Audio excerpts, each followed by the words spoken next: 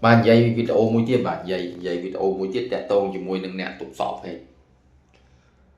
ស្រឡាញ់សក់បាទអត់ស្រឡាញ់ការងារទេអត់ស្រឡាញ់លុយទេ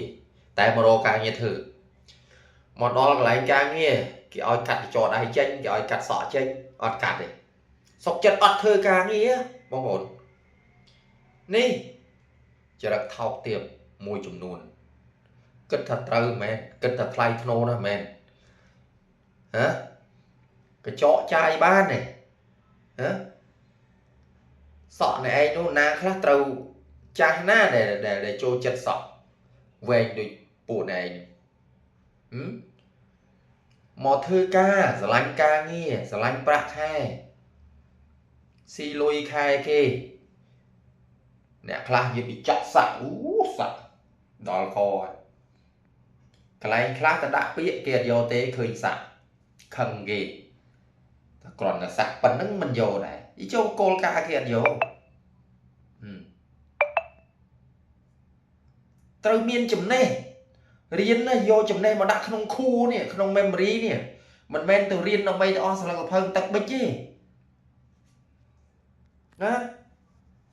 ម៉ែឪមួយចំនួនជួយទឿនជួយជេរជួយថាកូនផង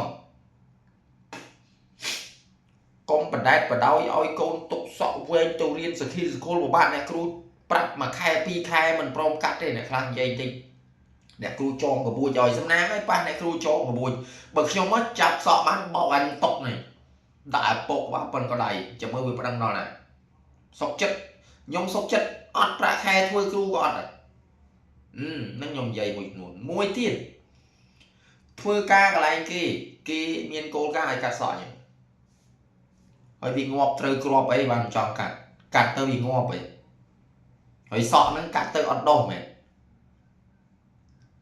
យីលោកព្រះហើយលោកព្រះអាសូដល់ទ្រូងម៉ែសូដល់ទ្រូងអញហ្នឹងមែនទេនិយាយមិនប្រួសវីដេអូខ្ញុំគ្រូវីដេអូខ្ញុំនិយាយមិនប្រួស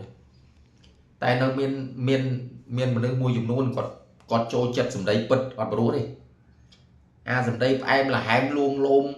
មុំមើធ្វើឲ្យមនុស្សល្ងងមកជីវិតហ្នឹងវាចូលចិត្តគ្នាវានឹងវាទៅគ្នាវាតែបើអាសម្ដីដែលគេនិយាយត្រង់ពិតប្រកបលះច្បាស់ត្រូវចំ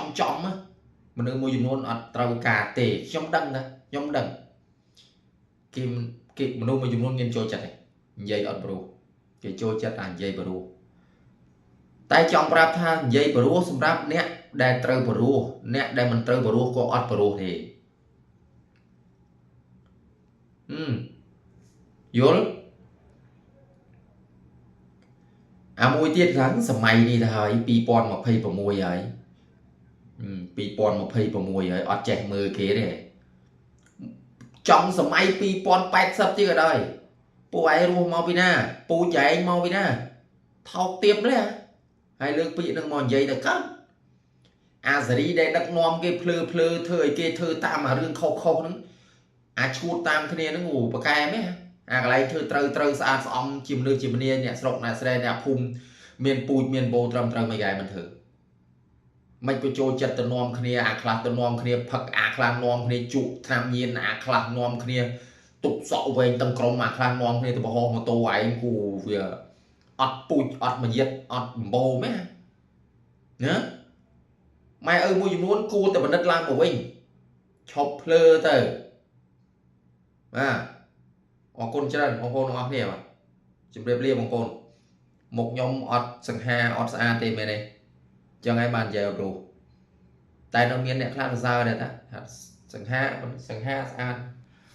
បាទបាទជាស្រ័យបងប្អូនបាទខ្ញុំនិយាយក្នុងលក្ខណៈខ្ញុំមួម៉ៅពេកបាទ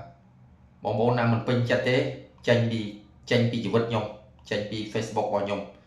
កុំមើលខ្ញុំបាទចាញ់ហើយបងប្អូនដែលពេញចិត្តជួយ like ជួយ share វីដេអូនេះផងបាទអរគុណច្រើនជម្រាបលាជូនពរបងប្អូនសុខភាពល្អសំណាងល្អរស់ស៊ីទួទានមានបានអាយុវែងសុខភាពរឹងមាំល្អណាបងប្អូនបាទ